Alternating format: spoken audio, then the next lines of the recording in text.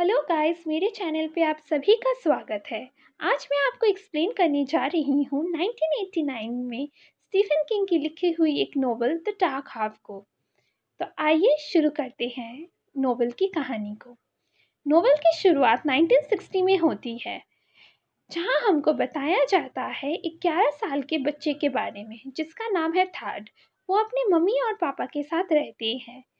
उसके पापा उसके मम्मी और थर्ड के तरफ बड़े ही वायलेंट है, लेकिन थर्ड की मम्मी थर्ड से बहुत प्यार करती है। हमें बचपन में ही ये बताया जाता है कि थर्ड को लिखना बहुत पसंद है। उसने 11 साल में पहली अपनी नोवेल लिखी थी, जो अमेरिकन टीन में पब्लिश भी की गई थी। लेकिन उसी साल सितंबर में हमें ये बताया जाता है कि थर्ड को अचानक ब्रेन में एक दौरा पड़ता है। वो जब डॉक्टर के पास जाते हैं तो डॉक्टर्स हमें ये बताते हैं कि थर्ड के दिमाग में एक ट्यूमर है। लेकिन जब ऑपरेशन का टाइम आता है, हमें ये दिखाया जाता है कि थर्ड के दिमाग में एक ब्लिंक करती हुई आँख, कुछ दाँत और कुछ नाखून मिले हैं। तो डॉक्टर्स हमें ये इन्फॉर्म करते हैं कि थर्ड के दिमाग में उसका एक अनबॉर्न ट्विन का पार्ट्स रह चुका है।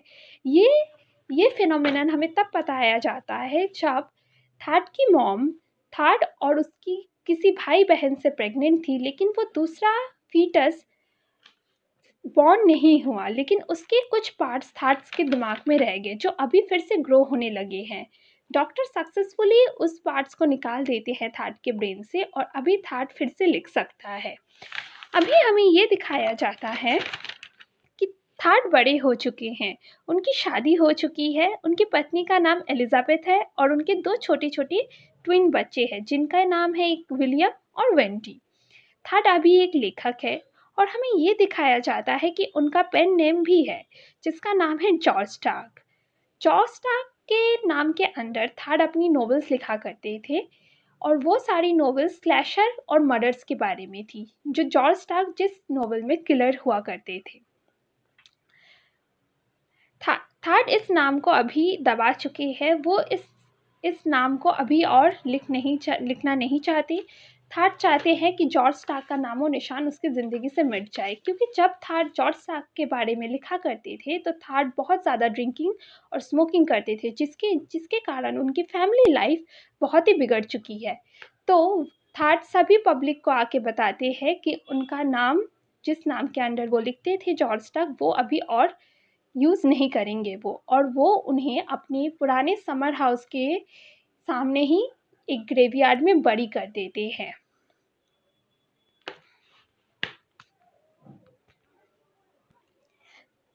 थर्ड इस डिसीजन से खुश भी है और पता नहीं डरे हुए भी है।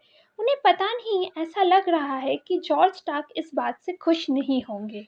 उन्हें हमेशा ही लगता था कि जॉर्ज स्टार्क एक अलग इंसान है, वो बस उनका पेन नेम नहीं है। हमें ये दिखा के ये सीन ख़त्म होता है। हमें दूसरी साइड दिखाया जाता है कि होमर बोल के एक व्यक्ति का मर्डर हो चुका है और ये मर्डर कास्टल रॉक में हुआ है, जहाँ थर्ड का समर हाउस है। और ये होमर और कोई नहीं, थर्ड का कास्टल रॉक के बिल्डिंग का केयर टेकर है। और बड़ी ही आश्चर्यजनक बात ये है कि मर्डर सीन में थर्ड के फिंगरप्रिंट्स भी मिले हैं। थर्ड के घर पे पुलिस आती है और हमें एक नए कैरेक्टर से इंट्रोड्यूस करवाया जाता है जिसका नाम है एलन। एलन कैस्टल रॉक के इंस्पेक्टर है, जहाँ थर्ड का समर हाउस है। थर्ड एलन और उसकी वाइफ से क्वेश्चन करती है कि थर्ड उस रात कहाँ थे जिस रात होमर का मर्डर हुआ था। टू हिज शॉक, एलन को ये पता चलता है कि थर्ड के घर उस दिन पार्टी हो रही थी और थर्ड किसी भी हालत में वो पार्टी से कैस्टल रॉक उतने कम समय में जाके होमर को मार नहीं सकते। फिर हमें ये दिखाया जाता है एक और आदमी को जिसका नाम है फ्रेडरिक क्लॉसन, जिसका भी बड़े बेरहमी से कत्ल कर दिया गया है। और यहाँ भी फिर से थर्ड के फिंगरप्रिंट्स मिले हैं और उन्हें ये भी मिला है, कुछ ब्लॉन्ड हेयर्स मिले हैं, मतलब गोल्डन बाल, जो फॉरेनर्स के मोस्टली होते हैं। ऑफिसर एलन आके फिर से थर्ड से पूछताछ करते हैं और क्लॉसन से उनका कनेक्शन पूछते हैं। थर्ड उनको ये बताते हैं कि क्लॉसन वो पहला इंसान है जिसे ये पता चला था कि थर्ड और जॉर्ज स्टार्क दोनों सेम ऑथर है और इसलिए वो थर्ड को ब्लैकमेल कर रहे थे ताकि थर्ड उनको कुछ पैसे और फेम दे। थर्ड उनके ब्लैकमेल से परेशान और तंग आ गए थे, तो इसीलिए उन्होंने ये सोचा कि वो डायरेक्ट पब्लिक को आके बोलेंगे कि जॉर्ज स्टार्क वही थे और वो उनके नाम पे और स्टोरीज नहीं लिखा करेंगे। तो फ्रेडरिक क्लॉसन वो पहला रीज़न है जिसके कारण थर्ड को जॉर्ज स्टार्क के पेन नेम के अंदर लिखना बंद करना पड़ा। ये सुन के उनकी वाइफ एलिजाबेथ को ये लगता है कि शायद कोई ऐसा है जिसे जॉर्ज स्टार्क बहुत पसंद था और इसीलिए वो थर्ड चाहते हैं कि थर्ड फिर से जॉर्ज स्टार्क के अंडर लिखे, इसीलिए वो इतने सारे मर्डर्स कर रहा है और थर्ड के नाम पे फंसा रहा है। हमें एक और बात भी बताई जाती है कि थर्ड को अजीब-अजीब से फ्लैशबैक आ रहे हैं। उन्हें अचानक-अचानक से स्पैरोज़ को उड़ते हुए देख रहे हैं वो, और उन्हें ऐसा लग रहा है कि कोई उसके दिमाग के अंदर है, कोई उसका बात सुनने का कोशिश कर रहा है। थर्ड ये सब चीज़ों से बहुत परेशान हो जाते हैं और वो अपने डॉक्टर के पास फिर जाते हैं ये दिखाने कि कहीं वो पुराना ब्रेन ट्यूमर फिर से तो वापस आया या नहीं। दूसरी जगह हमें एक और कत्ल होते हुए दिखाई देती है। ये और कोई नहीं, थर्ड के पब्लिशर की एक्स वाइफ है। वो किलर उसके घर जाके उसकी कत्ल करता है, लेकिन उसके पहले वो उसकी बीवी को मजबूर करता है थर्ड को फ़ोन करने के लिए। वो लड़की थर्ड को फ़ोन करके रो रो के बोलती है कि अगर थर्ड फिर से लिखना शुरू नहीं करेगा तो जॉर्ज स्टार्क सबको मार देगा, और यही बोल के जॉर्ज स्टार्क उसका फ़ोन का लाइन कट कर देता है और उसका गला भी काट देता है। थेड बहुत परेशान हो जाते हैं और वो तभी एलन को फ़ोन करके सारी बात बताते हैं। एलन तुरंत उस पब्लिशर की एक्स वाइफ के घर पे फ़ोन लगाता है और अपने बैकअप को भेजता है ताकि पता लगे कि क्या हुआ है, और वहाँ जाके उसे ये पता चलता है कि उसे किसी ने बेरहमी से मार दिया है। थैड अब बहुत परेशान होने लगे हैं। उनको अब पुलिस प्रोटेक्शन भी दी जाती है क्योंकि हमें ये पता चलता है कि जॉर्ज स्टार्क जो है वो बहुत ख़तरनाक आदमी है। वो एक सीरियल किलर जैसा घूम रहा है सबको मारने के लिए। जिसने थैड को मदद किया है उसका पेन नेम ख़त्म करने में। हमें नेक्स्ट मर्डर का पता चलता है जो और कोई नहीं थैड के पब्लिशर का है। उसके पास भी पुलिस प्रोटेक्शन थी, लेकिन उसे भी मार दिया जाता है। उसे बम से उड़ा दिया जाता है जब वो अपने घर पे घुसने की कोशिश कर रहे थे। थर्ड अभी बहुत परेशान होने लगे हैं। वो अपनी बीवी और बच्चों के लिए बहुत डरने लगे हैं। उन्हें लगता है कि स्टार्क अभी आके उसके और उसके बच्चों को ज़रूर मार देगा अगर वो लिखना चालू ना करे।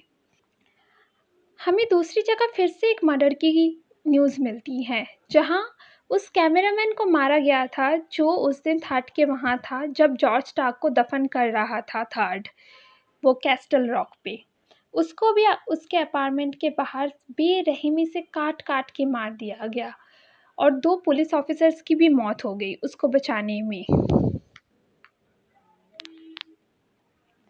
फाइनली थर्ड ये सोचता है कि वो जॉर्ज स्टार्क के पेन के अंडर फिर से नोवेल लिखना चालू कर देगा, और हमें साइड में जॉर्ज स्टार्क को दिखाया जाता है। हेलो गाइस, जो मेरे चैनल पे आप सर सभी रहा का है, स्वागत जो है। एक इंसान आज मैं नहीं, आपको वो आधा एक्सप्लेन करने जा वैम्पायर है, रही लेकिन हूँ वो इंसानों की तरह 1989 रह के में सर रहा स्टीफन है। किंग की लिखी वो हुई एक मेकअप से नोवेल द अपना डार्क हाफ को। शक्ल ठीक कर तो रहा है आइए क्योंकि उसका शुरू करते हैं शक्ल सर नोवेल सर की के गिर कहानी। रहा है और उसकी बॉडी नोवेल से की बदबू आ शुरुआत रही है। 1960 में होती है, वो जहां थर्ड को हमको फिर से बताया कॉल करके जाता है धमकी एक देता 11 है साल कि के अगर वो लिखना नहीं चालू करेगा तो अब वो उसकी बीवी बच्चों सबको मार देगा।